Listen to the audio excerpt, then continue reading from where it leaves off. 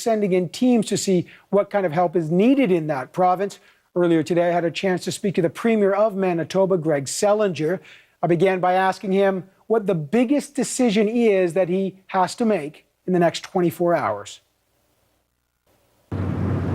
Well, the biggest decision we made, first of all, was to mobilize all the resources to protect people as much as possible, and we've accomplished that. We've met all the targets for dikes and making sure they're reinforced and sandbags around homes. The next biggest decision is whether we have to open up hoop and holler. We don't foresee that right now based on the current forecast.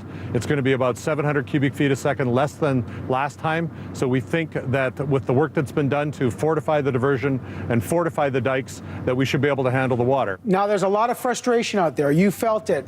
I know some people have had to sacrifice their homes to protect other people's homes. It's happened before. Is the problem here lack of good infrastructure? Do you need better flood infrastructure? We are building better flood infrastructure, and we need to build more infrastructure. Manitoba is a leader in the country on providing mitigation measures against flooding.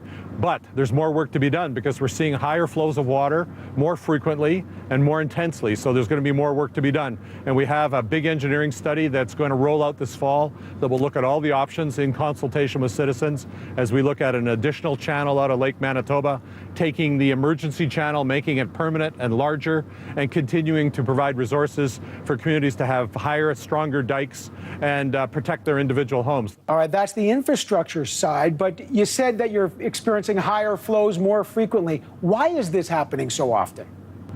Well, some would say climate change is creating more volatile weather events. We know that the major insurance companies globally have identified North America over the last decade as having seen the most severe weather events, whether it's Hurricane Sandy, whether it's the recent events that we've seen on the East Coast, in Toronto, on the prairies. We're seeing more intense, more severe weather events on a more frequent basis. The scientists say that that's one of the key phenomena that we see under climate change. Our challenge is to do everything we can to slow down global warming and at the same time prepare our communities for these kinds of natural disasters by having the right infrastructure in place and the right preparations in place so people can cope with it with a minimum amount of disruption to their lives. All right, I got to leave it there. Premier Salinger in Portage-la Prairie tonight. Thank you, Evan. By the way, the NDP leader Tom Mulcair says he planned to tour the flood zone today, but he says his visit was blocked by the Defence Minister's office.